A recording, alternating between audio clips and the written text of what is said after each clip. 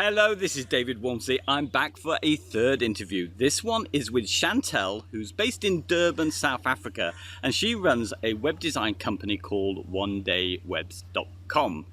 And as the name suggests, she makes websites in a day using Beaver Builder. So I thought it was time we caught up with her and asked her why on earth it takes her so long. Okay, see you on the other side. Bye. Chantal, hello. Thank you for joining. Hey, David. Great to be on YouTube with you.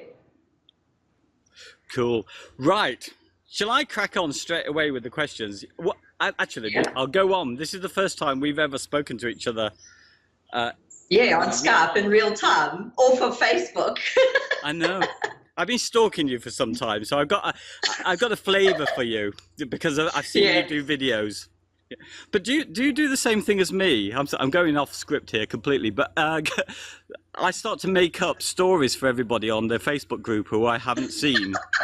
Yeah, I mean, I suppose the whole thing is people always say you're supposed to have a personal brand and, you know, you need to try and get that across or whatever. And I often wonder, like, do people actually, you know, how do people view me or see me? It's quite difficult. And also because I'm quite an open book, so I just get on with it. So, well, I already made a story for you, actually. I heard your voice and it's quite posh. So I decided that you were, yeah, a white South African. So I thought, yeah, you've got a father who's a colonel and they moved over there and your wife gave up a promising, no, sorry, his wife gave up a promising career in the theatre. Oh my goodness, couldn't be further from the truth. Well, that's my lead-in. I tell you what, tell me a bit about yourself before we get onto One Day Webs, and particularly lead us up to how you got into doing web design. Yeah, well, it's quite a long story actually, but I'll condense it really short. I actually started pretty early on with web design and development purely just because it was an interest and I was creative and I had that sort of natural affinity for techie stuff. So I started just building my own sites, you know, like using Notepad and yeah, like writing HTML and writing CSS by hand, because that was what you did 20 years ago. And that's how I started. And then I ended up eventually in a position working for an IT company, actually doing web design and development for them. But we were using Front Page. You as well. Which I stand. I know. I laughed when I listened to last week's YouTube interview because I was like, oh my gosh, yeah, I've been there, done that. Couldn't stand it. I hated it. I kept going into the code and removing all the junk that it was putting in because, you know, being familiar with the code, I was aware of all the rubbish it was putting in. But anyway, so yeah, so I actually started out in web design and development, and then I left the corporate world because I'm one of those people that was born an entrepreneur, and I don't particularly fit very well in corporates, I think. And I ended up working for myself, and I've pretty much done that since my early 20s, and not always in IT and not always in web design. So I went on quite a roundy journey. I got into property, and I actually bought, renovated and sold and flipped houses in South Africa while the property market was booming. Yeah. And then I actually started a retail business. So from one thing to completely another thing, that we built, myself and my business partner built into quite a huge business here in South Africa, and we franchised it. And that was a massive learning curve for me. It was a 7-year journey. And then we sold that about 3 years ago. And coming out of that experience of having built the big company with the staff and all the headaches that come along with that, I was like, like, what do I want to do? Do I want to go back to working for a corporate where I get the nice cushy salary and none of the stress? And yeah, I sort of went round and round in circles about that for a few months while I took a few months off. And then I decided, no, actually, I really love doing websites. I mean, I had done them right through all the other things that I'd done. So whenever there was a website to be done, I had always, you know, done it myself. And with my retail business, I had learned WordPress during that period, which I hated initially. Can you believe I hated WordPress? Really? And now that's my business. My first WordPress website, I was like, so frustrating. I can't do anything. I want this here, and I can't put it there. Why? Did you? Hence the reason why we love Beaver Builder. Well, yeah. Did you have another content management system you tried other than WordPress? You know, no, I did a lot of research at the time because it was going to be e-commerce enabled. And so we looked at, you know, the usual suspects. You know, we looked at Shopify, we looked at Joomla's, we looked at, you know, all sorts. And I also touched base with a lot of people in the industry and decided, because I like ownership, I decided to rather, you know, do the whole WordPress WooCommerce route, which is the way we went. And yeah, so that was my first WordPress site, was our first e-commerce site for the retail business. And it's quite funny now, you know, that On This Day feature on Facebook where you periodically see memories coming back from a few years ago. Yeah. I have all these memories from like 6 years ago going, WordPress, like I hate it, it's terrible, I can't stand it, why can't I do this? Fast forward, and yeah, I suppose, yeah, the universe sends you on a funny journey. But yeah, so WordPress for me, that once I got to grips with it, obviously, and learned more how to work the behind the scenes stuff, you know, it made all the sense in the world, obviously. Yeah. So I mean, I can almost date you then, because WooCommerce came out, I think, at the end of 2011. So was you early adopter of WooCommerce? Yeah, exactly. Yeah. It was actually about that time that we were building our site. So we were really early adopters. And of course, you know, WooCommerce like started here in South Africa. So that was, yeah, I don't know if you know that. But, no, I do, yeah. You've just made a connection for me. I do know it, but yes. Yeah. So at the time, I was like, oh, this is really cool. These guys are in Cape Town. They're locals. I want to support local. Who would have thunk that, you know, fast forward and, you know, Automatic are now the shiny new owners of WooCommerce. So great South African success story. Yeah. So we're talking, so really your WordPress journey is sort of, is it 5 years old now? 6 years old? Yeah, I'd say 6 or 7 years. Yeah, 6 or 7 years of WordPressing, but formally as an agency for about the last 3 years. Okay. Well, let's go on to that, because One Day Webs, that's what I really want to know about. I love that business model. Yeah. And I also want to know about your introduction to Beaver Builder. So I want to know which came first of those. Well, actually, they kind of came as a package deal. They were kind of twins. Oh, okay. They were two twins I sort of gave birth to at the same time. Yeah. I was a typical story of a lot of the people that have started One Day Web services and that are using Beaver Builder. I think most of us, if you interview us, will say frustrated web developers, you know, frustrated with clients, frustrated with the model, frustrated with the tools, etc., etc. And I was really there. I was just really frustrated. I was one of those people waking up in the morning listening to Troy Dean, like religiously, just going, oh my gosh, something needs to change in my business, you know, and knowing that something was wrong and sort of making the changes that you thought you needed to make, and it just wasn't really getting there. And it was actually, I think it was actually on the Beaver Builder group, which through research I'd kind of come across Beaver Builder, and I was still in the research phase, and I was on the Facebook group one morning and happened to see a thread where somebody had posted something, I don't even remember who, saying we have some extra work, you know, does anyone have availability? And actually it was Grant Ambrose and John Mather that both commented on the post, and I was kind of reading the thread, and they both commented saying, hey, yeah, we've got, you know, capability, and, you know, it's simple websites in a day, and yeah, I've got One Day website designs. And I was like, hang on a second, that's interesting. This I need to check out. So I promptly got on Google and went and Googled this whole concept of One Day Webs. And I was like, oh my gosh, these guys are genius. That is exactly what I want to be doing. You know, it suits me, and it suits like how I prefer to work, and the speed and the organization and all of that good stuff. So, I mean, I just stole the idea, really. Yeah. Well, and went with it, yeah.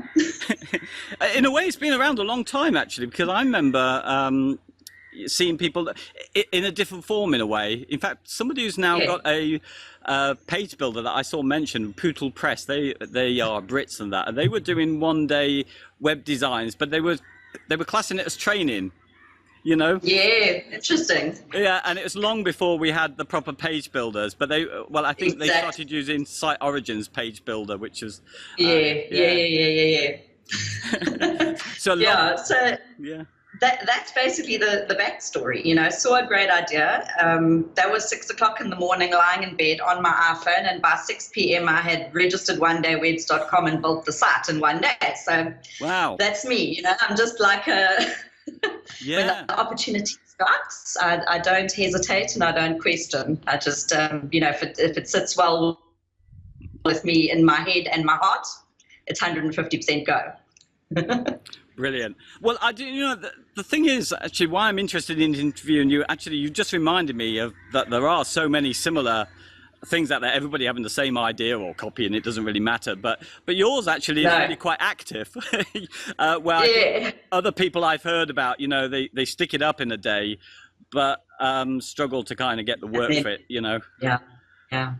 Yeah, for sure. I mean, you know, it's probably a good thing that I did run with it that quickly, because I didn't question a hell of a lot. You know, I had faith that that model would work for me because I know myself and my strengths and how I prefer to work and, you know, that side of things. And it made sense, you know, so I just kind of went with it. I think if I'd researched it a lot more and questioned it a lot more, I maybe would have been a bit more hesitant. And I'm glad I didn't, because I went for it and it's working for me, you know. Yeah. So I can't complain. No, that's fantastic. I mean, can I ask you a little bit about how the clients come in for your work? Once you got the idea, sure. How did you go about getting the folks for it? Yeah, so that was quite interesting because I'm quite busy and connected in the local business community here, and especially in the women's networking community. Most of my business in my previous model came from word of mouth, referral, etc., you know, because when people work with me, they refer me. That's a sort of a given.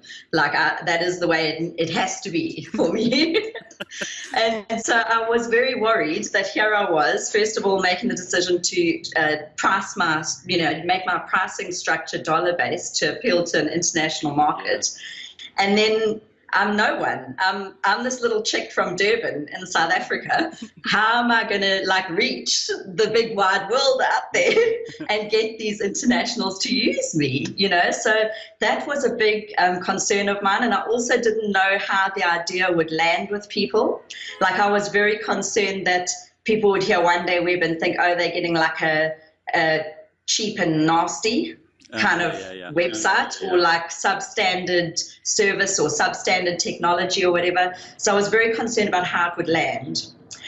So I made the decision to record a video, which I did in that first sort of 2-week period before I launched the business, which I still run on my website, a rather embarrassing now little promo video, but that just is like me, a normal person, explaining the process and hopefully getting some kind of trust, you know, established. But the amazing thing is I've had incredible uptake from my local community. So even though my pricing has increased quite substantially because of the dollar exchange rate, I'm not getting any pushback from new clients with respect to pricing or anything like that. Nobody has problems paying on PayPal, which, you know, a lot of people in South Africa say, oh, you know, taking a risk, putting your payments online and all the rest of it. So I've had none of that. I actually haven't had a huge amount of international business. I'd say probably maybe 30% of my business at this stage is international clients. Yeah. But yeah, I haven't had a huge amount. And they're mainly from the UK. I'm talking to some people elsewhere, but I haven't had a massive uptake from the international community yet. So yeah, hoping that it still increases. Now, I've always had the feeling that, you know, setting up web design sites, it's too much really. You need some other connection with people, don't you? Because there's too much out there. How can anybody possibly choose? But actually, I mean, your site's great now. I was having a look at it, and that little video is fantastic, actually. Yeah, it's a little bit in a state of flux. I'm succumbing to my business coach's advice to do some personal branding on the site and to make it a little bit more me, which doesn't always sit so comfortably with me to like be so out there. But I think it's necessary, you know. At the end of the day, people are going to choose you for you. That's why my clients locally choose me. So why wouldn't that be why my clients internationally choose me? Exactly. I think Yeah. I think it's much better because I've looked around at some, well, just anyway, when I look around on sites for web design, I just don't know who's Yeah. behind it. It's just telling me the features. Correct. And And that's my first version of my website was exactly that. It was just one day webs. There was no Chantal anyway. So no. yeah, I'm getting there. I'm putting myself out there a little bit more. There was a question I wanted to ask you because I've noticed that you're a lady type person. I am. I am. And we're in a very a kind of male dominant. Well, I know from the people who watch the videos here that it's something like 84% are men who bother listening to me on there, and I guess that's pretty true of the industry generally. Is it relevant at all being a woman? Is there something that's different about being a woman designer? You know, it's interesting. That's a really interesting question because I've never seen it as a male dominated profession. So yeah, it's quite interesting to me that you do. And I haven't looked up any stats or anything, but I would be interested to see in South Africa if it is as male dominated as it is over there. Because my gut is that it's not really. Here, certainly most of the web designers and developers I know are women. And the men I know are more web developers only. Sure. Do you know what I mean? They're the like PHP coders and the rocket scientists, and they really don't have too much of a clue about design. So they might produce some amazing things behind the scenes, but you look at the site and go, wow. Yeah, I do. But I don't know if that's my perspective also because I network so much amongst women and other businesswomen, so I'm on a lot of Facebook groups that are, very woman-centric, and I'm all about women development. So, yeah, maybe that's just my perspective because of, from my angle. But I think multitasking, can I say it? Like it's a little bit cliche, but I think that's one of the things that I really bring to my business is that I am both designer and propeller head. Yeah. And there's not many people that actually can, be proficient in both of those areas and can bring it all together, And I think that's one of the things that makes me unique. It's that interesting history of having, been the small business owner in different industries and, I bring all that, all that good stuff. It does seem not relevant, but I do notice even in our Facebook group where we see, I still think it's quite male dominated. Well, it is very much. I mean, the Beaver Builder group is there's few and far between of us lady folk. Yeah. So it's pretty cool to be a girl boss amongst all you guys. No, it's great. Well, I always feel like the female designs I see are always nicer. I mean, I'm no designer and that I try and make my stuff look pretty, but it's always female influenced design that always looks nicer to me. So there's that. Yeah, I think also you sort of call the kind of business to you that obviously is suited to you. Yeah. So it's funny, I end up doing a lot of sites for like personal branding sites for business coaches, for personal, life coaches, for health related things, for foodie things, because of course I love my food. So it's funny that you kind of attract the things that you enjoy a lot of the time. Yeah. Actually, I think Beaver Builder's probably got more women than I've seen in other groups, and it's same with Genesis. You use Genesis a little bit as well. So very, very briefly, I came from Waumsley, the theme forest, horrible, big, bloated themes school of development, which had me at my wit's end and ready to sort of take that corporate job. I was so fed up with one or two of the themes I was using at the time. And so in doing my research in those early days, in theory, where I wanted to go was Genesis Dynamic Beaver Builder, because that was, supposedly the holy grail, as it were, and it gave you all these options and all this flexibility. And at the time, coming from these bloated themes, that's what I thought I needed.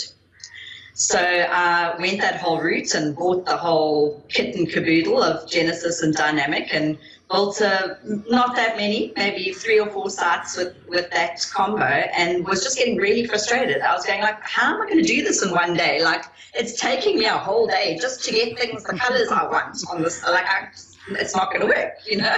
Yeah. And of course, then started seeing the comments on you know, in the Beaver Builder community saying Beaver Builder theme, which initially I sort of shied away from because it was seen as so simple with so few options, and it was so expensive, relatively speaking. Yes. You know. So yes, eventually I upgraded to Pro. Never looked back, and I'm pretty much exclusively build with that now. I think if I had come from Genesis, if I'd been more familiar with Genesis, you know, if Genesis was already in my wheelhouse and it was a framework that I was comfortable with, and then I just introduced the Beaver Builder plugin, I would probably be very happy, as a lot of people are out there. But trying to learn both of them at the same time, I was getting more frustrated with the theme side of things and not so much with the builder. So I changed that up pretty quickly. Yeah. Well, you know, I mean, your story is kind of like I moved to the Beaver Builder theme, having a long time with Genesis, and then adding Dynamic. And Dynamic and Beaver Builder were a great combination a year ago, but the theme got a little bit better, and we kind of learned more what we can do with it, I think. Exactly. And now it seems a no-brainer to me from the client perspective, you know, so it's all integrated. Exactly. You know, I mean, they do not care what theme you're using. They just want a beautiful site that has a menu that looks like that and content that looks like that. They don't care. Absolutely. Hey, I started going into clients and stuff and how you got onto them, but what about, this is my thing, because I'm actually going to be moving into next year into something similar to you, where I want to prepare clients with a course, and then they come for a set time. Maybe mine will be 2 days, and the idea is to get them onto hosting. That's what I'm doing. So this is why I'm picking your brains on how you deal with that, getting them ready, and does it work? I mean, do they get themselves ready for the day? Yeah, so the right clients it works with, and that's the secret. You know, you need to be kind of fishing in the right pool, as it were, because, you know, you and I know there's always going to be those clients that this model, it's not for them, you know, that need the hand holding and need the toing and froing for months on end, and that's wonderful. I will happily refer them to other web developers whose model suits that, but I will not be dealing with them, you know.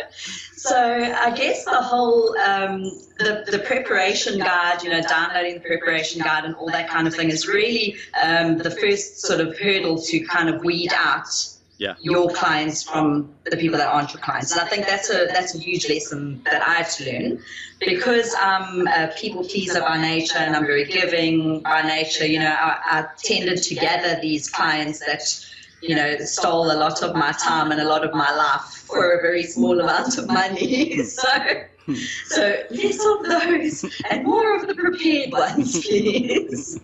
So that works really well at weeding them out. And yes, the right clients do complete that. They do kick back with you often and say, well, like, I need a bit of direction here. Like, I'm not sure what to do, or, you know, what do you want here, or whatever. And that's great. You know, we enter into dialogue and we get it done. The reality is, if they complete sort of 50% of my preparation guide, I've got enough to give them a site, you know.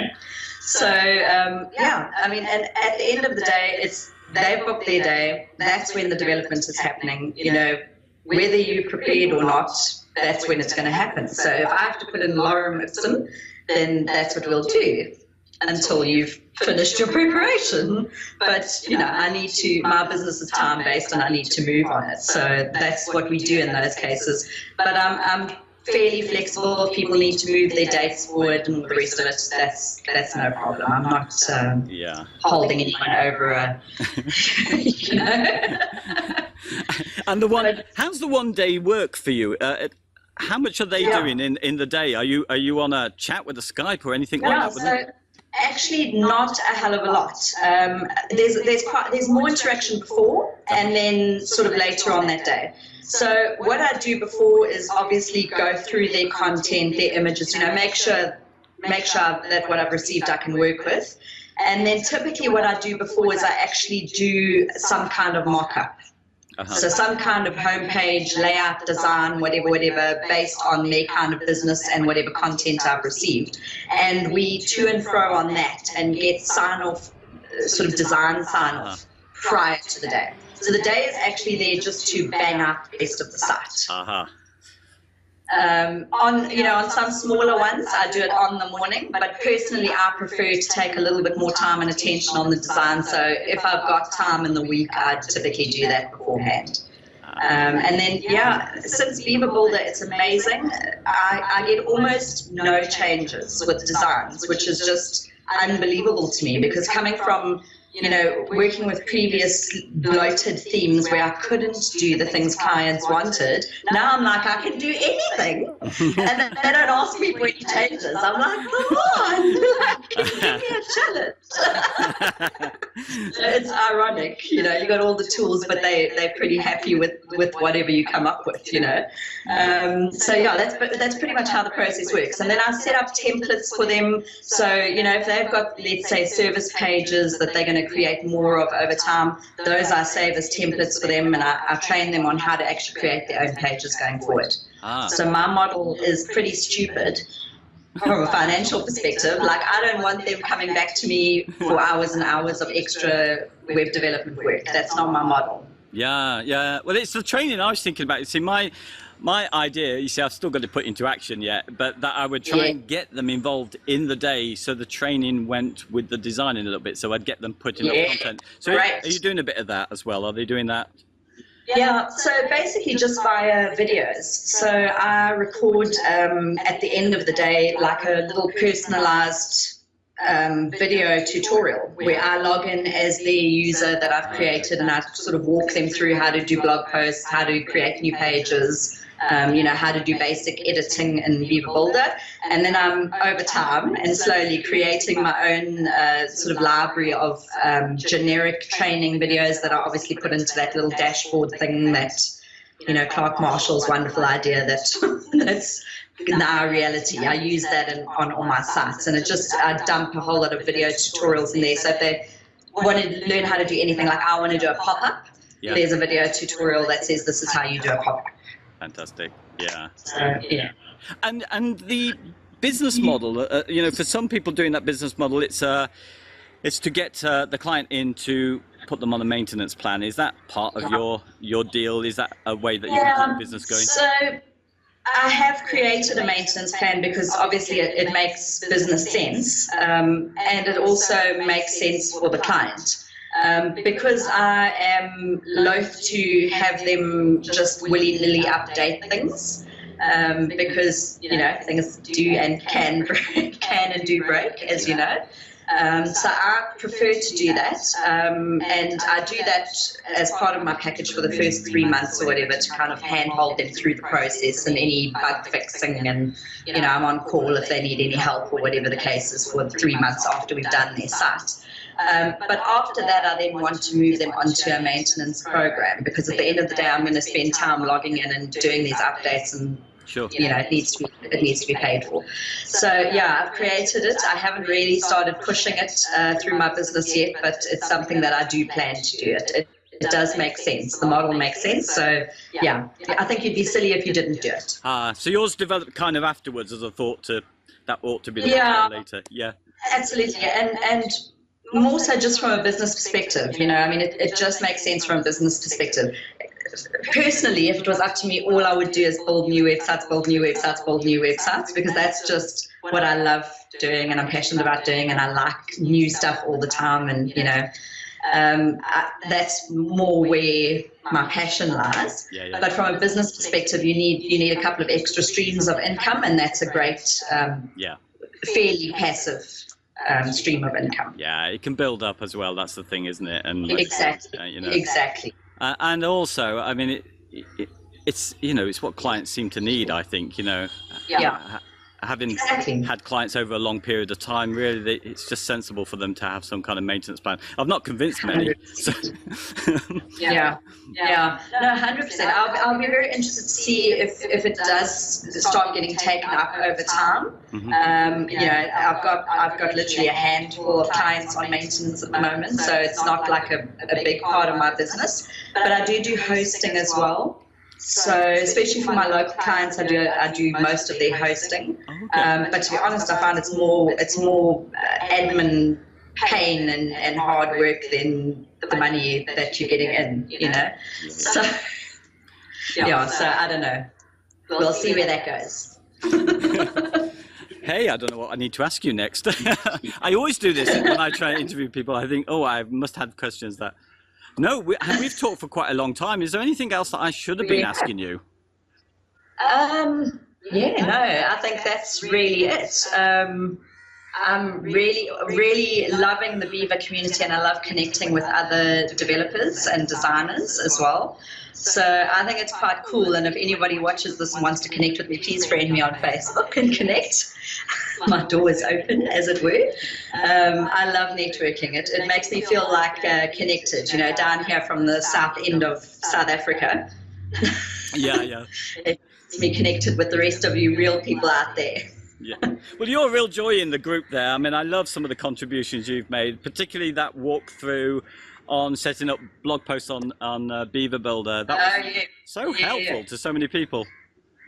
Yeah, you know, I'm a problem solver. I was one of those people whose favorite subject in school was, you know, maths and add maths, we used to call it, you know, like I love working things out. So, yeah, so that's ideal for me. If somebody goes, what about this idea? And that was how the dashboard thing happened as well. Clark was like, hey, has anyone thought about this? And it was Sunday afternoon, and I was like, hell, that's a good idea. Yeah, I'm going to do that quickly. I was very impressed, I must admit. Hey, well, before we sign off. I don't think I'm the smartest person out there, but I'm very good at figuring out problems and workarounds. Yeah, love it. The last thing I want to ask, and this is for me, because everybody else has tuned out now, so I can ask questions for me. Your place, where you live, Durban, is that a place I should come and visit? Can I afford to go and visit that place? Yeah, definitely. I think that's what most people are surprised at when they come on holiday in South Africa in general, but in Durban as well, is it's really a reasonable holiday because the exchange rate is so much in everybody else's favor and not in our favor. Yeah, it's really awesome. Durban is amazing. It went through a stage where it was a little bit like the poor cousin in South Africa. It was kind of like where all the locals came on holiday for a beach holiday because they couldn't afford to go to Cape Town, where all the internationals were going, you know. And it's kind of gone full circle and come back into favor. But there's not many places in the world where you can live and drive 1 hour in either direction and hit snow on mountains and incredible game. And yeah, I mean, South Africa, it's amazing. Like, I love Durban. I really do. This is like just the most incredible place to live and work. It's going on my list. I did see something about it had the highest number of new millionaires joining the city or something. I'm not surprised. And there's a lot of online businesses springing up here as well. So there's also a lot of call centers starting. So, you know, India is quite known for all the call centers because obviously the exchange rate works, you know, in the corporation's favor, and South Africa is also growing in that industry. So we have quite a lot of huge call center businesses as well. So it's interesting. People are really creating businesses that benefit out of the whole exchange rate being in our favor if we're charging in dollars or euros or pounds or whatever you choose to charge in. Yeah. Hey, what's the food like there? What's the kind of food that you would eat? Amazing. So, you know, we have the biggest Indian community outside of India here in Durban. I don't know if you knew that. No, I didn't know that. Yeah, so there you go. So you will love it. If you love India, you'll love Durban. We have something called a bunny chow in Durban, which is like kind of like one of the quintessential Durban experiences. You got to Google bunny chow. It's a curry in a hollowed out loaf of bread, a hollowed out quarter loaf of bread, and it's like one of our kind of national dishes here. The food is incredible. You know what? I'm quite food obsessed. junkie. And I used to be a food critic as well in my previous existence. So I've done a lot of interesting things in my life. So I'm quite foodie. Everybody says sometime in my life I need to start a restaurant, but I don't think so. But we have amazing food, and I compare it with Australian food that's quite eclectic and has lots of influences. Wow. So it makes for really gorgeous and interesting food. You've sold it Definitely to me. visit. Come and visit me in South Africa, people. Chantal, thank you so much for joining me. I really Awesome, enjoyed it. David. Actually, before I let you go, because this always puts me off, Yeah. you've got such a long name. I can never say Yes. all of your name. How did you get such a long name? So my father is actually Mauritian, French Mauritian, so hence the very long and unusual name. And when I, way back in the day, first created my Facebook profile, I actually put my middle names in. So the Marie Lawrence is the middle names, and I've just never got around to removing it. So go figure. But that'd be me. Yeah, French Mauritian. That's where it comes from. Fantastic. All right. Thank you once again. Cool, You're a real David. delight to talk to. We must chat again. No, definitely. Thanks, David. Okay, Bye. Take care. Bye. Hey, thank you so much for watching this video. What a delight Chantal is. She did this interview when she was not actually feeling very well, and I really enjoyed it. It was great fun. Hope you got something out of it too. And for all you people who watch the Hollywood movies, you see a Brit and a white South African can have a normal conversation with no evil plots to take over the world. We're really quite nice people. Anyway, I'll catch you on the next video. Thanks for tuning in, and see you soon. Bye-bye.